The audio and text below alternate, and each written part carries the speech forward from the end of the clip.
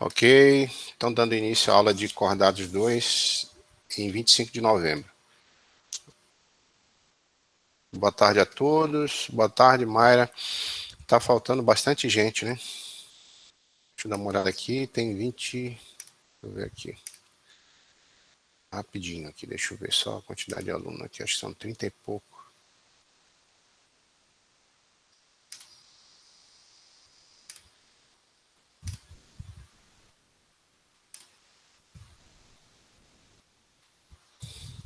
Só um momento. 35, né?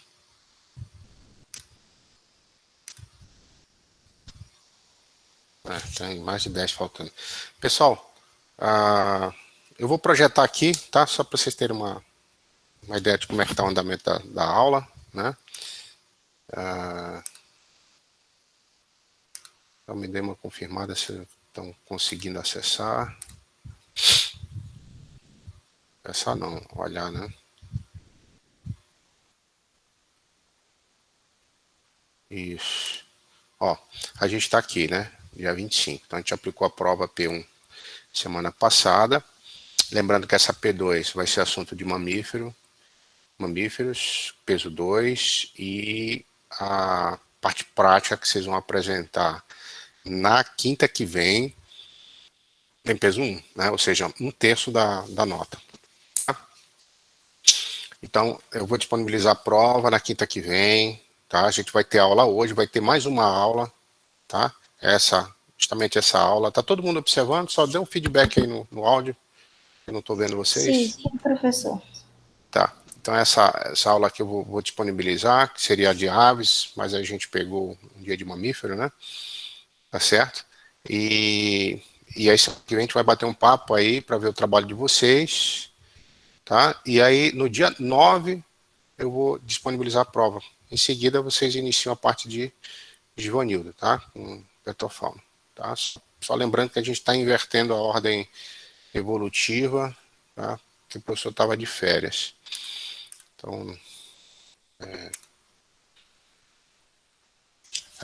Então, assim, a gente não vai hoje projetar nenhuma foto, tá? Para a gente poder ganhar tempo, tá certo?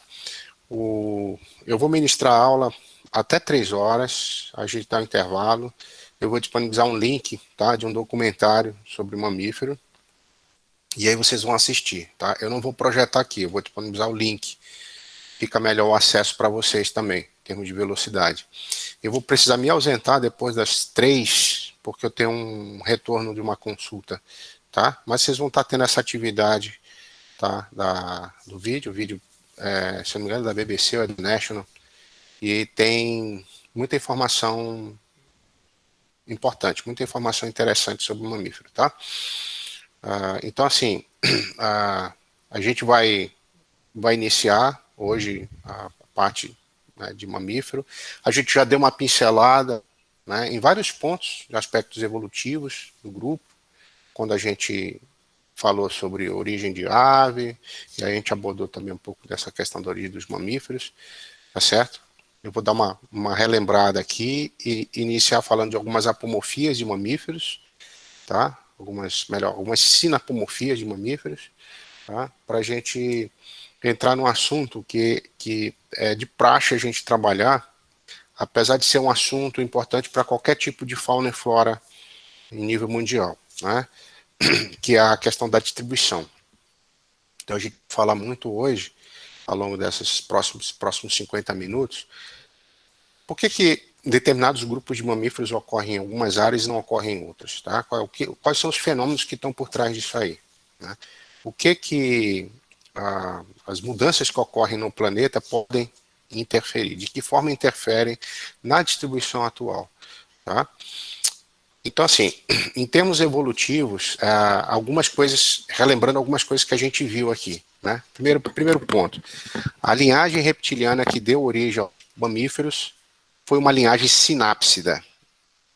E esse termo se refere a uma linhagem reptiliana que tinha um padrão de crânio diferente dos demais répteis que eram chamados de diápsida, tá? E continuam sendo chamados de diápsida, e um outro grupo que são os anápsida. Então, lembrando, quem são os anápsidas atualmente? São os textudinata. E quem são os diápsida atualmente? São todos os demais répteis, tá? Cobras, lagartos, anfisbenas, crocodilianos e por aí vai. Só que no final do Paleozoico existiu uma linhagem que se transformou tanto, que se modificou tanto, que a gente tem que dar um nome diferente, tá? Por conta dos conjuntos de dos caracteres sinapomórficos, né? Os caracteres apomórficos, né? O conjunto deles é uma sinapomorfia, que caracterizam um agrupamento que a gente chama hoje de mamália, né? Termo técnico mamália, vulgarmente chamado de mamíferos. Então, assim, essa linhagem reptiliana não sobrou nada, além de bichos que hoje são chamados de mamíferos. Então, mamíferos, assim como as aves, são répteis modificados, tá certo?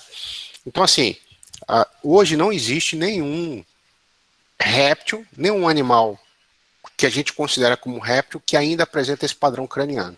Então, esse padrão craniano sinápsida apresentava uma órbita temporal atrás dos olhos, tá?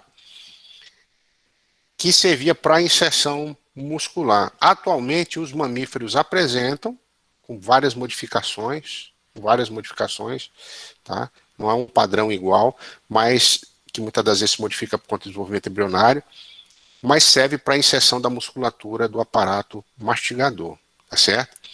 Todos os demais, exceto os textudinatas, apresentam duas aberturas temporais, essa região mediana e outra na região mais acima do crânio, e os textudinatas não apresentam, tá? Então se debate hoje em dia se esse caractere anápsida dos textudinata não seria uma situação, vamos dizer assim, de reversão para uma condição original. Talvez ele tivesse derivado de um crânio de ápsida, enfim. Isso eu vou deixar para vocês conversarem com o Givanildo, que é o especialista nos répteis, tá certo? Mas, enfim, o que a gente tem que ter em mente é que a linhagem sinápsida do final do Paleozoico deu origem, no início do Mesozoico, aos mamíferos, tá certo? Então, o mamífero não aparece no Paleozoico, aparece no início do Mesozoico. Então, nesse início aí, as aves ainda não teriam surgido no momento mais próximo, em meados do Mesozoico, tá? Então, existiu uma extinção chamada Permiano-Triássico, que tem o seu limite no final do Paleozoico e início do Mesozoico.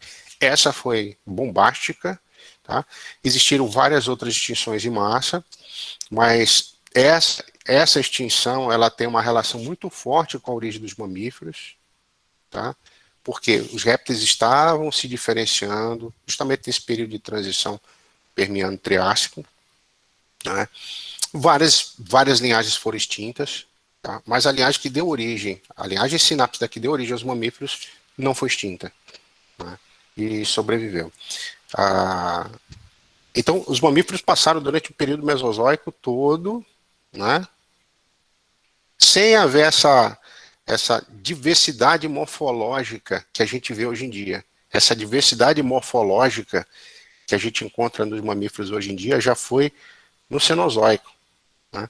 Então, durante esse período do Mesozoico, em que eles viviam, vamos dizer assim,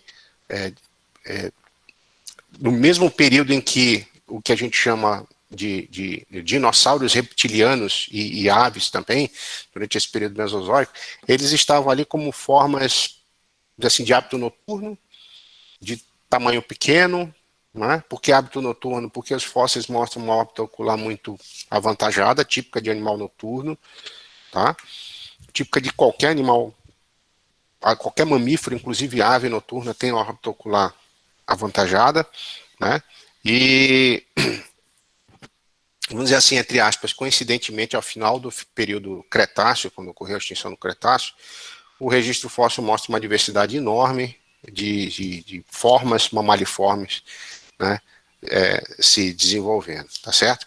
Então, assim, a teoria mais aceita sobre o porquê os mamália eles não se diversificaram durante grande parte do Mesozoico, um período gigantesco, né? A teoria mais aceita é de que Esse período existia uma diversidade gigantesca de dinossauro que possivelmente ocupavam os mais diversos nichos ecológicos, né? E isso deixava os mamíferos, vamos dizer assim, vivendo na periferia de todo esse cenário evolutivo, né? E coincidentemente com o final do Cretáceo, que ocorreu a extinção em massa, que afetou muita espécie animal, inclusive, principalmente dinossauro, a diversidade de mamífero começa a explodir, né? Então, aparentemente é essa a explicação que seria mais cabível, né? Tem como ter certeza? Não, não tem. É uma hipótese, né? É uma hipótese. Recentemente saiu um artigo que eu ainda preciso ler, mas eu tomei conhecimento, que cita uma segunda hipótese que possivelmente fatores relacionados à competição entre mamíferos pode ter, vamos dizer assim, estagnado eu não sei se essa palavra seria correta, mas teria assim freado essa diversidade, essa tendência à diversidade evolutiva que poderia ter ocorrido e só ocorreu no Cenozoico, entendeu? Mas é uma hipótese também e tem fundamentações e eu não tenho ainda como discutir porque eu não li o artigo, tá? Mas é uma coisa que saiu agora, se não me engano, mês passado. Tá? Vocês não vão encontrar isso em livro, vocês vão encontrar a primeira explicação. Tá? Então, resumo, a partir de uma linhagem de ápsida que se transformou, que se modificou por uma série de pressões evolutivas no final do Paleozoico, né?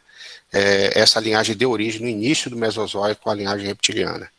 Aí vocês podem me perguntar assim, professor, que mudanças são essas? Que mudanças são essas? Diz assim, que levam a uma tendência, né, de uma linhagem a se tornar cada vez mais parecido com o que hoje a gente chama de mamífero. É glândula mamária, é pelo, né? Não dá para saber se isso de fato já acontecia. Por quê? Porque são estruturas moles. Né? Muito do que se caracteriza mamífero, como glândula mamária, outras glândulas que caracterizam várias espécies de mamíferos, como glândula sudorípara, né? Glândulas sebáceas, né? Presença de mamilo, essas coisas, elas são tecidos moles, isso aí, vamos dizer assim, se pena já é difícil causar uma impressão numa rocha, como aparece no Archaeopteryx, imagina tecido mole. Né? Eu não vou dizer que é impossível, porque a gente sabe que a fauna pré-cambriana é cheia de registro vamos dizer assim, impressão, né? Não vou dizer nem fóssil, mas impressão de medusa, né? De animais de corpo mole. Então não vou dizer que é impossível. Né? Mas a gente não tem uma história muito bem contada quando a gente tenta rastrear tecido mole. Entretanto, o mamífero é caracterizado por uma série de outras características anatômicas, e isso aí ajuda bastante. Né? Osso, dente, né? Garra, essas coisas, todas elas podem, principalmente o osso e dente, ficar no registro fóssil. Então, quando se trata desse tipo de característica, a gente tem. A gente tem até uma história bem contada. Né? E assim, quando se observa os diápsida que deram origem aos mamíferos, esses diápsida reptilianos eram chamados, ou são chamados de protomamíferos. Né? Lembra, protomamífero não é mamífero. Protomamíferos são sinápsidas reptilianos extintos. Tá? Então, quando a gente escava a história paleontológica e centraliza no final do Paleozoico, o que acontecia com esse sinápsida, né? Que a gente pode dizer assim, olha, eles começaram a evoluir caracteres, né? Que ao longo do tempo foi caracterizado como sinapomorfias de mamíferos, né? Olha, a dentição de um réptil é uma dentição chamada homodonte. O que é uma dentição homodonte? Uma dentição que não é caracterizada com presença de canino, incisivo, molar e premolar. Isso é típico de mamífero. Então, os protomamíferos, eles ainda não tinham esse tipo de dentição. Mas você já começava a observar variações naquele padrão homodonte, ou seja, todos os dentes iguais. Caninos apresentando já tamanhos diferentes dos caninos, ou melhor, dos dentes dos demais répteis, né? Se você for fizer uma procura rápida no Google e colocar lá protomamífero, você vai observar que o canino desses animais já era razoavelmente avantajado. E a gente sabe que mamífero tem um canino que varia de espécie para espécie, mas uma tendência é o canino ser um dente diferenciado, que se projeta e tem suas diferentes funções na diversidade alimentar mamaliforme. Né? Essa tendência de homogeneidade na arcada dentária para uma heterogeneidade, ou seja, dentes com funções diferentes, para rasgar, para mastigar, para macerar, né? Ela já é uma característica mamaliforme e que está bem enraizada no início do Mesozoico, nas espécies tipicamente mamaliformes, né? Tipicamente mamíferas. Então, assim, essa diferenciação na dentição, ela acompanhou uma diferenciação na dieta dos animais. Vocês estão me escutando, gente? Só dá um feedback aí, por favor. Sim, professor. Sim, professor. Beleza. Então, assim, se você for observar a variação na fórmula dentária, né? A fórmula dentária é a quantidade, tá?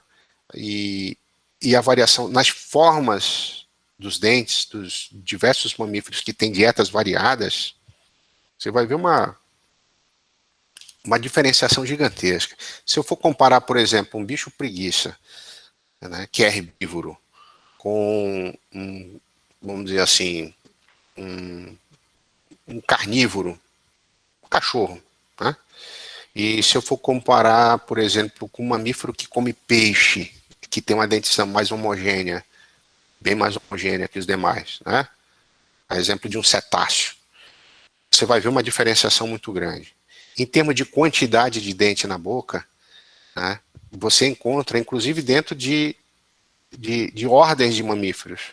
Morcegos, por exemplo, são mais de 900 espécies, né? Mas você tem morcego nectarívoro, você tem morcego frugívoro, você tem insetívoro, hematófago e por aí vai. Então, assim, a dentição desses animais varia, tá? Não é porque tem canino avantajado que sempre vai ser um animal que se alimenta de carne, tá? Às vezes a dentição ela pode evoluir para como um dimorfismo sexual, ou um caractere que evoluiu sexualmente, né? Pode servir para outras funções também, como, por exemplo, quebrar frutos para um frugívoro, né? Abrir sementes duras, mas a quantidade de incisivos, molares e pré-molares pode variar, por exemplo, dentro do grupo dos mamíferos. Tá?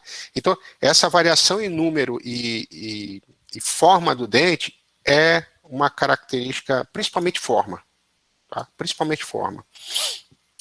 A heterodontia é típica de mamífero. Tá? Então, essa historinha ela começa a ser contada no final do Paleozoico em animais que eram diápsida, como os mamíferos, mas não eram mamíferos. Tá? Um segundo ponto que a história paleontológica ela mostra é a forma em que os membros se inseriam no tronco do animal. Né? Compara a figura de um jacaré com a figura de um cachorro. Né? O jacaré ele anda se arrastando. A inserção dos membros superiores e inferiores é lateral. Observa uma lagartixa de parede na casa de vocês à noite, você vai observar uma inserção lateral. Esse tipo de inserção é típica de réptil, tá? Dentro dos diápsida. Tá? Se você for comparar com a morfologia de um gato ou de um cachorro, você vai ver que a inserção ela é ventral. Então, uma tendência evolutiva observando os protomamíferos e comparando com os mamíferos, foi que a distância do ventre desses animais começou a aumentar em relação ao chão. Então, animais que tradicionalmente se arrastavam, como a gente encontra crocodilianos, a gente encontra os esquamata também, né, de forma geral, essa tendência ela foi substituída por uma tendência de aquisição de maior velocidade, né? E aí a gente pode pegar um extremo disso, como um felino ou um canídeo, que são animais que se especializaram muito em questão de velocidade. Então, assim, não tem como adquirir uma velocidade muito grande com uma inserção lateral. Pode ser que o bicho tenha arranque, mas não tem uma velocidade como tem um bicho que tem inserção ventral dos membros anteriores e posteriores.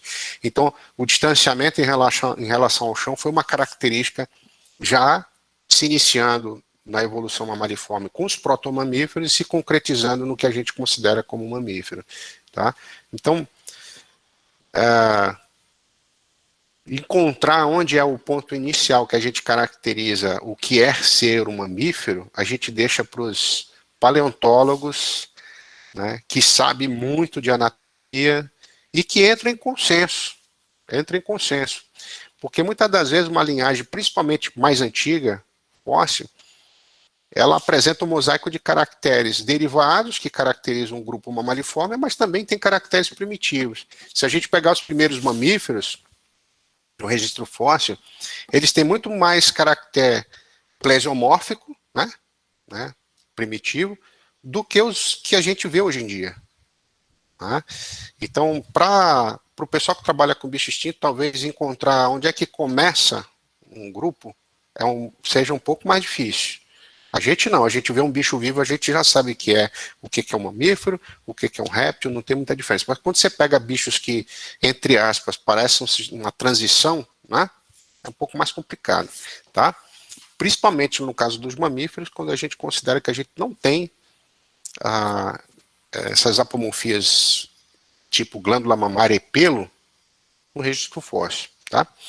Então aí, Professor, oi. já que você tocou nessa parte, eu fiquei curioso para saber se existe algum elo perdido na linhagem de mamália. Porque na aula de aves você mostrou para a gente o Archaeopteryx, no caso, como elo perdido. Teria também esse mesmo aspecto? Olha, tem um capítulo, né, de um livro. Eu tenho, na verdade, até o artigo, está numa revista também, a Scientific American. Eu vou até pegar aqui e mostrar aqui rapidinho para vocês. E aí eu vou comentar isso aí que você falou, peraí.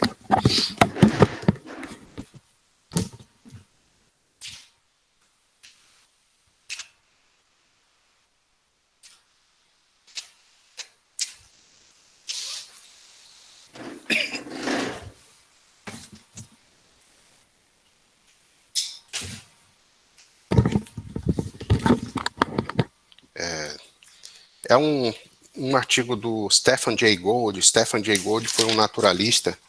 Ele já faleceu, né? Alguns anos atrás, não faz tanto tempo. Mas tem muito livro legal sobre história natural, né? E ele escrevia sobre essas coisas. Eu tenho um conhecimento muito grande, o cara é paleontólogo, né? Eu admiro muito o pessoal da paleontologia, eles têm um conhecimento muito forte de evolução, né? E aí ele fala sobre essa questão do elo perdido, né? Por exemplo, a gente falou do Archaeopteryx, e eu costumo sempre explicar que esse conceito de elo perdido, definindo um determinado animal como elo perdido, né? Ela pode ser quebrado se a gente encontrar algum animal mais antigo. Então, hoje o Archaeopteryx é considerado mais antigo, porque foi a partir daí que os paleontólogos consideram, o conjunto de sinapomorfias que eles apresentam caracterizam as aves. O que está mais para trás, não. Mas sabe-se lá se não tem algum outro bicho enterrado que a gente ainda vai encontrar ou nunca vai encontrar. Então, pode ser que esse tempo que a gente marca como início das aves, a partir daquela espécie que tem mais sinapomorfias e que entraram em consenso como sendo aves, pertencentes às aves, pode ser que esse surgimento seja um pouco mais para trás. Né? Então, assim, quando se vai falar de mamífero, se fala no Sinodontia, tá? É um mamífero pequenininho, e noturno, arborícola, mais ou menos parecido com o que a gente pode imaginar que seja um animal bem parecidozinho assim com uma catitazinha, entendeu? Um roedorzinho, tá? Mas não necessariamente é desses grupos, mas bem parecido, tá? Um animalzinho pequenininho. Então, você pode encontrar esse termo aí, Sinodontia, tá? Como o grupo mamariforme mais antigo. Mas o Stephen Jay Gould, ele tem essa... Eu posso depois até tirar uma cópia para vocês disponibilizar. Essa revista aqui, Scientific American, é uma versão em português de uma revista estrangeira, né? De divulgação para pessoas que também não são cientistas, mas são artigos escritos por cientistas e não por repórteres. Então, nesse caso aqui, ele tem um capítulo chamado A Evolução da Vida, né? Então, ele fala de várias coisas legais, e inclusive dessa mentira da evolução do progresso, que as pessoas tendem a imaginar que a evolução ela sempre acarreta progresso, através do surgimento de formas cada vez mais sofisticadas, especializadas. A coisa não é assim, né? Ele chama da mentira do progresso. E tem uma parte aqui, se eu não me engano, é desse artigo mesmo, que ele fala sobre essa questão do elo, tá? Eu tenho alguns livros dele também. Se não for nesse capítulo aqui, deve ser em outro. Então, cuidado só na hora de usar esse termo elo, né? Mas a gente pode usar quando for explicar para um aluno, no caso vocês explicarem para o aluno de vocês, deixem sempre bem claro isso. Ó. Hoje ele é considerado o bicho mais antigo, mas pode ser que tenha, e a gente talvez nunca encontre, né? Mais antigo ainda. Tá certo? E deixa claro também que o que define ser ou não ser de determinado grupo depende muito de consenso de especialistas da área. Porque quanto mais antigo no tempo, mais a gente encontra caractere plesiomórfico em animais que são considerados próximo na transição para o que a gente caracteriza como outro grupo animal. Né? Não sei se eu estou me fazendo entender, gente. Vocês estão com alguma dúvida? Eu entendi, professor. Entendeu, né? Tá? Mas então, deixa eu projetar aqui uma figura. Inclusive encontrar um sinodonte aqui no Brasil já recentemente, tá? Bem antigo. Sinodonte é considerado o nome do clado, né? Então, já encontraram o sinodonte recentemente mais antigo do que imaginava. Aquela velha história, né? Jogou mais para trás, né? A evolução do grupo.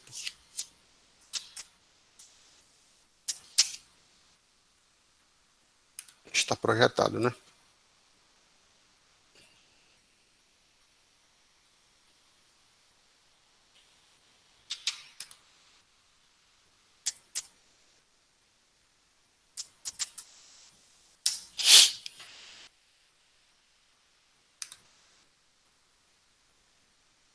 Inclusive, vocês vão encontrar, como é que se diz?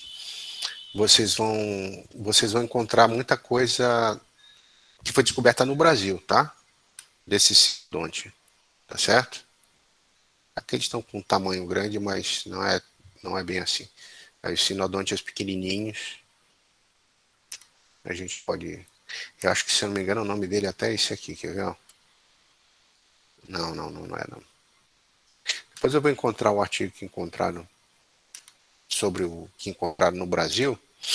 Vou passar para vocês lerem, tá?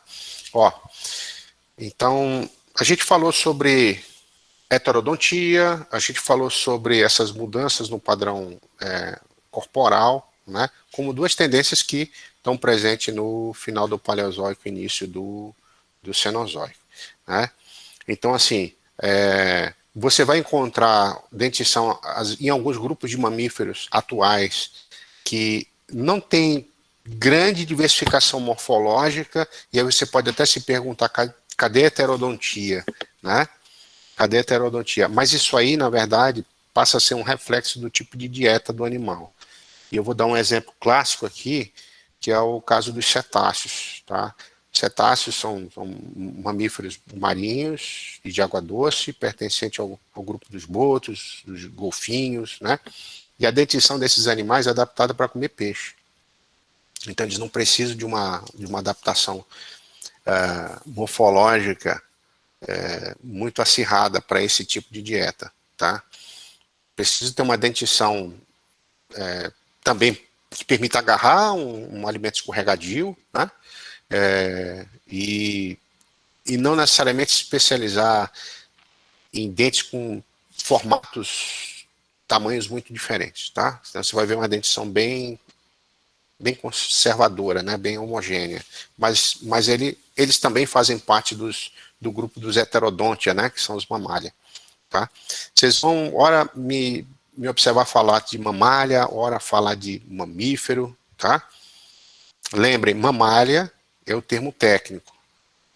Tá? Você vai encontrar texto em inglês, texto em português, o termo mamália com 2 M. Tá? M-A-M-M-A-L-A. Mas mamífero você só vai encontrar em português, como nome vulgar, nome comum, tá certo? O nome comum em inglês seria mammals. É diferente. Mas mamália é o termo científico correto para definir o clado. Tá? Então, essa palavra mamália, qualquer pessoa de qualquer língua que seja da área, né, basta ser biólogo, vai entender o que você está falando. Se você falar mamífero, ele não vai entender. Assim como se ele falar mammals, para quem não entende inglês, a pessoa também não vai entender, tá? Então não confunda o termo técnico com o nome vulgar. O nome do táxon, ele não tem acento, tá? Você não vai encontrar mamália com acento, você não vai encontrar reptília com acento, vai encontrar acento em réptil, tá? Anfíbia é o termo técnico, então tem que tomar cuidado com isso aí, tá bom? Pessoal, então assim, essa modificação na dieta, que ela é enorme no grupo dos mamíferos, advém dessa mudança na dentição, tá? Então, essa mudança na dentição, associada à mudança no aparato locomotor, ela garantiu uma exploração de nicho alimentar gigantesco, tá certo? Gigantesco. Então, você encontra animais onívoros, que comem, vamos dizer assim, quase tudo, né? Não vou dizer tudo, porque nós somos onívoros, mas a gente não come tudo. A gente tem as coisas que faz parte da nossa, vamos dizer assim, da nossa dieta, nosso cardápio alimentar, né? Tá? Mas a gente encontra variações culturais. Tudo bem. Então, ser onívoro considera-se como animal que come produtos de origem animal e vegetal. Tá? Você vai encontrar insetívoros, você vai encontrar frugívoros, você vai encontrar animais hematófagos, carnívoros. Então, existem animais com dieta especializada e não especializada. A tendência de animais com a dieta muito especializada, ele tem um padrão de dentição bem diferente dos demais, tá? Bem diferente dos demais. Então, assim, tirando essa questão da origem dos mamíferos e da história evolutiva, como é que eles se transformaram, como é que eles se modificaram tanto em relação aos primeiros diápses e se tornaram uma coisa tão diferente que a gente teve que dar o nome de mamália, é uma coisa. A outra coisa, que é tão importante quanto a gente entender os mamíferos atuais, é entender o porquê desse padrão de distribuição a nível mundial ser tão diferente para alguns grupos. Por que tem grupos que têm uma distribuição mais restrita? Por que tem grupos que têm distribuição mais ampla? Né? Por que os nossos marsupiais são tão diferentes dos marsupiais da Austrália? Por que animais mamíferos, e a gente pode estender para outros táxons também, que vivem em ilhas e se diferenciaram tanto, né? Então existem vários fatores de isolamento, fatores de encontro de fauna, né? Fatores ecológicos, são fatores mais recentes, né? Além dos fatores históricos, que podem responder isso, tá certo? Então, assim, eu vou dar início a essa conversa agora, tá? Mas como eu falei, 3 horas então uma paradinha, dá intervalo e eu passo o vídeo para vocês. E aí eu vou dar continuidade numa aula que eu vou gravar para vocês, tá certo? E vou disponibilizar no sistema. Lembrando que semana que vem vocês têm compromisso comigo de apresentar o trabalho. Então, assim, quando a gente fala de distribuição de mamífero atual, a primeira coisa que a gente tem que ter em mente eles ocorrem no mundo todo, né? No mundo todo, em região fria, né? Em região quente, em grande altitude, em baixa altitude, dentro d'água, fora d'água, voando, né? Então, assim como as aves têm uma distribuição ampla também, no mundo, os mamíferos também têm. E uma coisa que a gente aprendeu em aulas anteriores vamos dizer assim, a colonização desse planeta todo se deve a uma característica fisiológica que é a endotermia. Sem a endotermia não teria como esses animais estarem em regiões muito frias. Então a gente encontra a ave mamífera em região extremamente fria. Tá? Então a endotermia foi um caractere que evoluiu de forma independente, totalmente independente em ave e mamífero, tá? E que é responsável hoje por essa distribuição ampla. Né? Professor, tem como a gente saber se os primeiros diápsida, ou melhor, os diápsida protomamífero já eram endotérmicos? Não, não tem como a gente saber. Tá? Não tem. Pode ser que tenha hipóteses aí para explicar isso, se a endotermia teria surgido em mamífero antes do grupo aparecer, né, os protomamíferos, ou se foi uma característica que surgiu depois. Não tem. Né? Para a ave, a gente tem aquela pista. Qual é a pista? A gente tem uma pista e uma suposição que possivelmente a endotermia teria surgido antes, que é a presença de penas em animais que estão na base da evolução das aves, mas ainda não eram aves. O dinossauro, né, terópoda, dinossauro terópoda reptiliano, tá? Por que eu falo reptiliano? Porque as aves também são terópodas. Então, assim, como a gente encontra pena em animais que não voavam, em animais que não eram aves, mas estão na base da evolução delas, possivelmente isso aí esteja relacionado talvez até com a endotermia, né? Existem outras hipóteses, tá? Vocês lembram disso. Pode ser até que seja a pena poderia ter uma função de um aparato sexual, tá? Um adorno, uma coisa que possa estar seja mais relacionada com a corte. Pode ter sido a primeira pressão seletiva a fazer um caractere desse surgir, né? E aí talvez a endotermia surgiu depois, uma consequência, e eu vou em terceira etapa, não sei, não dá para saber. Mas a endotermia em mamífero a gente não tem essa pista, né? Então não dá, é pura conjectura, né? Não dá para a gente de fato saber. Mas o que a gente tem certeza evoluir de forma independente, tá? Mesmo que possa ter tido endotermia em répteis protomamíferos, se a gente cair mais no tempo e mais para trás e tentar ver aonde é que o ancestral ramificou diápsida e depois mamaliforme mais para frente ou melhor, sinápsida, né? E diápsida e aí depois diápsida dinossáurea para as aves, se a gente for tentar encontrar esse ancestral lá embaixo, que esse ancestral não era endotérmico, isso aí é com certeza, tá? Por quê? Porque os demais répteis derivados todos são ectotérmicos, que tem antes também, tá? Então a gente usa a teoria econômica, né? Menor probabilidade é uma teoria que não ganha. A teoria que ganha é a teoria que tem a maior probabilidade de ser aceita. Tá? Então a evolução fazer mais de um passo e reverter de novo é mais complicado. Tá? Então a gente acredita que esse ancestral muito antigo no tempo, reptiliano, ele não tinha endotermia. Tá? Então é uma coisa que deve ter surgido mais próximo de mamífero e obviamente mais próximo de ave de maneira independente. Tá? Então o primeiro ponto é a distribuição a nível mundial se deve a um fator fisiológico. Tá?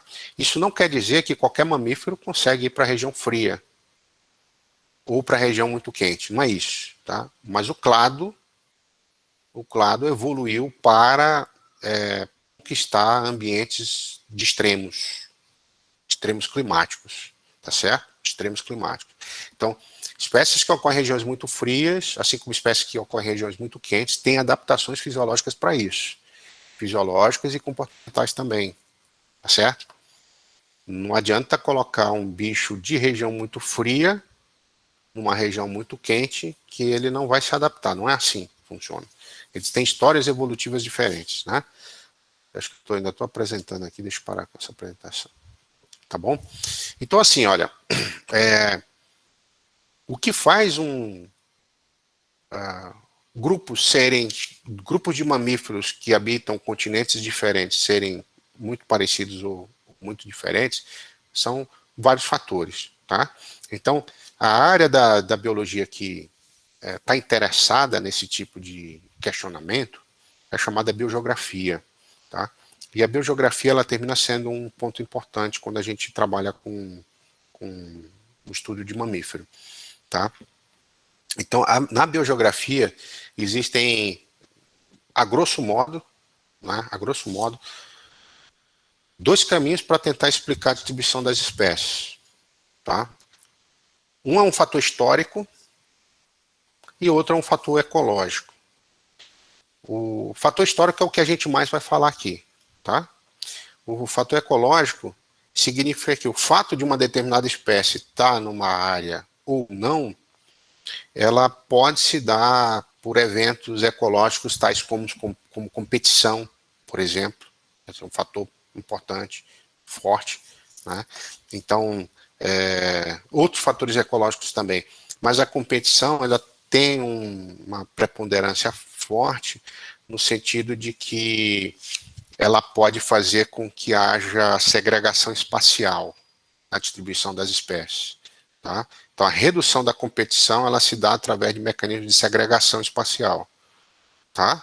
Então, elas podem criar limites. Se elas convivem juntas, mas estão todo o tempo competindo por algum fator, né, a tendência é de haver segregação. Pode ser que uma predomine e a outra recue, pode ser que ocorra o contrário, pode ser que ocorra um mecanismo de ajuste, por exemplo, uma diferenciação na dieta, uma diferenciação no horário, vamos dizer assim, o horário que uma espécie explora um ambiente em detrimento de outra. Por exemplo, uma espécie ela pode evoluir com uma tendência mais noturna e outra mais diurna. Né? Não necessariamente extremos, mas uma pode ser catemeral, né? Pega no início da manhã e início da noite, e a outra mais noturna. Então isso pode acontecer também. Né? E outro extremo seria a competição pode gerar a extinção de uma espécie em detrimento de outra. E aí essa é o domínio local. Então, o fato de uma espécie estar ocorrendo aqui, ou ter um hábito diurno ou noturno, pode também se dar através de competição por espécies muito próximas evolutivamente, ou que tenham sobreposição de nicho. Tá? A biogeografia mexe com isso também. Mas quando a gente fala da história dos mamíferos, eu gosto de trabalhar muito com a questão histórica. O que é essa questão histórica?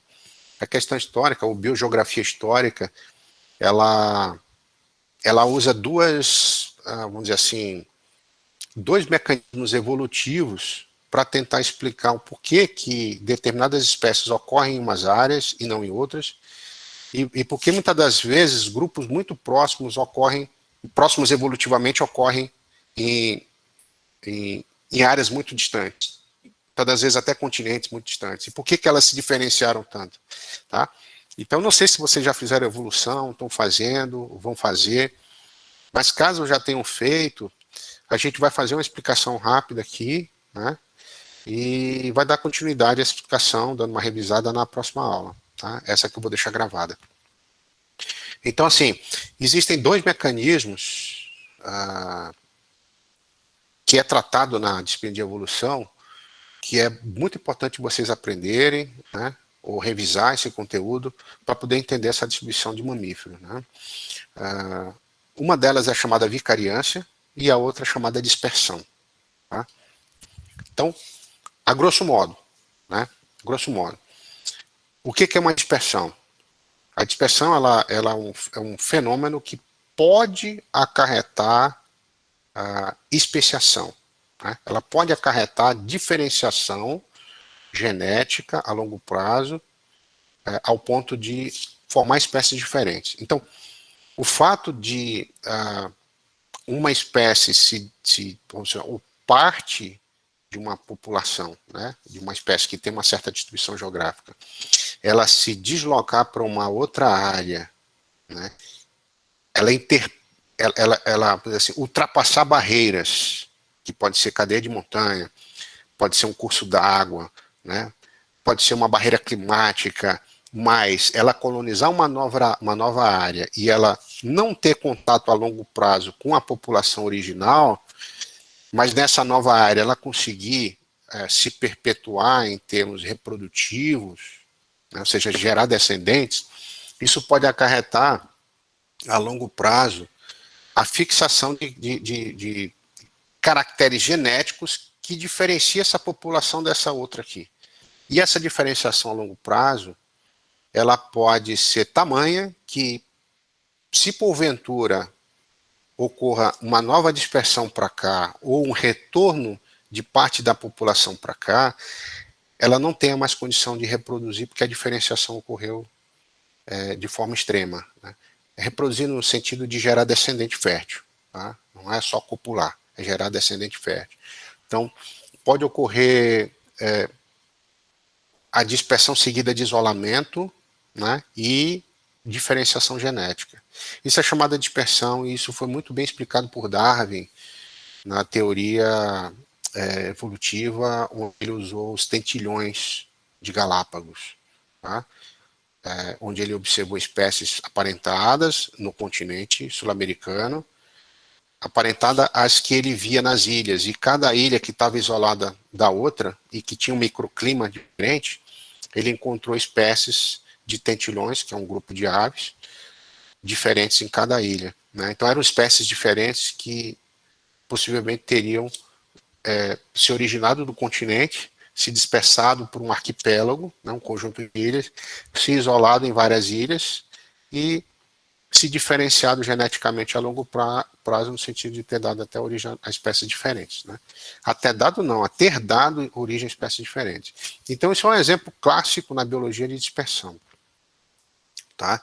Você pode imaginar a dispersão como um fenômeno biogeográfico que gera espécie das mais diversas formas. Então eu citei aqui barreiras como rios, cadeias de montanhas, pode ser ilhas oceânicas e por aí vai. Então, ilha, literalmente, ilha oceânica é um laboratório natural para esse tipo de fenômeno evolutivo, certo? O segundo ponto que a biogeografia utiliza muito para explicar essas diferenciações, no nosso caso aqui, para explicar essa distribuição que a gente vê a nível mundial dos mamíferos, mas é aplicado para mais diversos tipos de fauna e flora, é a chamada vicariância, tá? Então, resumidamente, o que é a vicariância? É um outro fenômeno que gera espécies novas e que ela ocorre da seguinte maneira. Uma espécie tem uma distribuição X, vamos imaginar aqui, vamos imaginar. A espécie ocorre na América do Sul toda, certo? Mas vamos imaginar que no passado, a cadeia de montanha, que a gente chama de Andes, né, os Andes que fica do lado oeste, né, e que pega de norte a sul da América do Sul, vamos imaginar que não existia. E de fato no passado ela não existia, né? Só para vocês terem uma ideia, o rio Amazonas corria para lá, não para cá, para o Atlântico, ele corria para o Pacífico, tá? Corria para o Pacífico. Então, quando surgiu a cadeia de montanha dos Andes, essa cadeia se elevou e o curso d'água do rio Amazonas ele passou a correr para o Atlântico, tá? Obviamente existe toda uma dinâmica aí de origem dessa água, né? Hoje a gente sabe que a grande contribuição vem, né, do degelo dos Andes, mas enfim, tem toda uma bacia hidrográfica aí que alimenta o rio Amazonas, tá?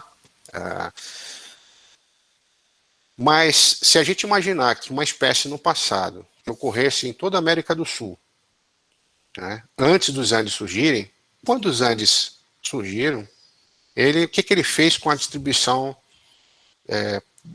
de populações de uma determinada espécie que tinha uma distribuição ampla na América do Sul? Ele gerou uma cadeia muito alta que, se a gente imaginar que isso possa ser uma barreira, no sentido de que não é toda espécie que vai a grande altitude, mesmo que voe, não é toda espécie que vai a grande altitude, tá? Ela pode funcionar como uma barreira física. Então, uma barreira física que surge na distribuição de uma espécie, ela pode ser um fator que gere separação. Gerando separação geográfica, gerando um isolamento de populações, isso pode acarretar mudanças a longo prazo, né? A fixação de genes, de diferenciação genética a longo prazo, mutações que podem se acumular de forma diferente, e que isso pode tornar incompatível uma reprodução com geração de descendente a longo prazo, né? Ou melhor, com geração de descendente, caso essas populações tendem a se encontrar no futuro de alguma forma. Pode ser que no futuro alguma parte da população consiga atravessar os Andes, mas aí, quando conseguiu, pode ter mecanismos, vamos dizer assim, existem vários, tá? Pode ter mecanismos que evitem cópula, né? Mecanismos pré-copulatórios, pode ter mecanismos de inviabilidade pós-copulatória, do tipo os gametas não se encontram mais, né? Então, existem mecanismos que pode ser até que faça com que eles se copulem, mas o mecanismo pós-cópula, tipo incompatibilidade de gametas, faça com que não gere descendente, ou se gere, não gere descendente fértil, tá? Então isso aí vocês podem pegar até de forma mais aprofundada na conteúdo de evolução, tá? Mas o que é importante a gente saber é que na vicariância é uma barreira que surge na distribuição de uma espécie, pode ser um fator crucial para gerar isolamento, tá? E aí, gente, que a gente vai ver na próxima aula como é que esses dois fenômenos podem ter feito pode ter gerado, né, uma diferenciação enorme nas faunas de mamíferos que ocorrem ao longo do mundo todo, né? Vocês vão ver que os dois fenômenos eles ocorreram, eles continuam ocorrendo, tá? Mas a história conta, né, de maneira brilhante, como, por exemplo, a fauna da Austrália de marsupial é muito diferente da fauna sul-americana. Por que a fauna de Madagascar, de mamífero, é tão diferente da fauna africana? O que aconteceu com a América do Norte e a América do Sul em termos de conexão de fauna, quando formou-se o istmo, isolamento de fauna? Por que tem fauna que tem na América do Sul e que veio da América do Norte e não tem mais hoje lá, e vice-versa? Tá certo? E, enfim, esses são basicamente 3 pontos principais na evolução dos mamíferos, quando a gente fala de diferenciação continental, né? Mas claro que a Ásia, a Europa também está cheio de exemplos, mas a gente pegando esse exemplo de Madagascar, de América do Norte e América do Sul, chamado intercâmbio interamericano, e o exemplo dos marsupiais, tão diferentes que tem na Austrália dos sul-americanos, são 3 pontos que vocês precisam se concentrar quando vão estudar essa questão da biogeografia de mamíferos, tá bom?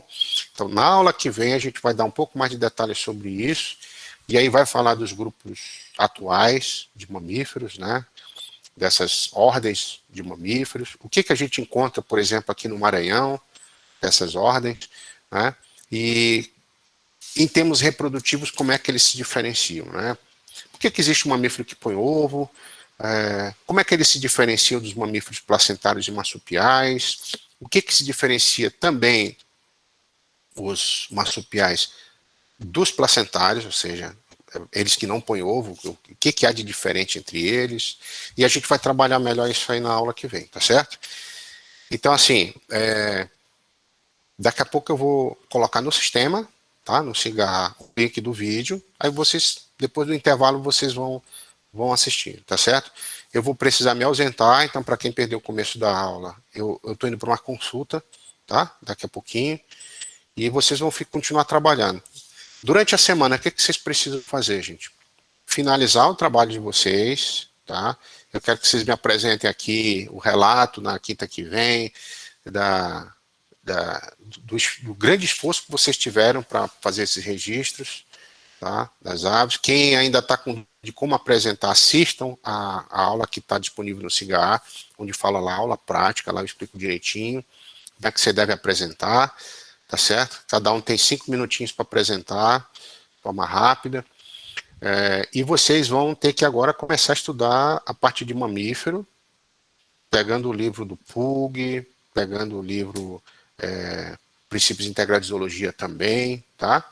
E dando uma esforçada legal, porque vai ser um pouco corrido, são praticamente 2 semanas aí, né?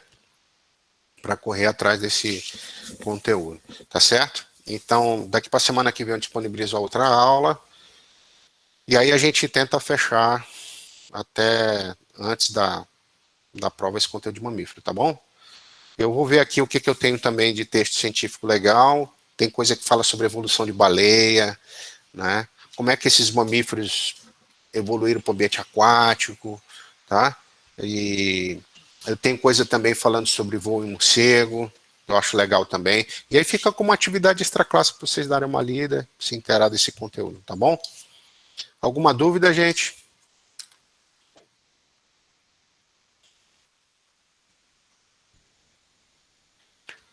Deusivaldo, cuida para tirar a foto desse bicho aí.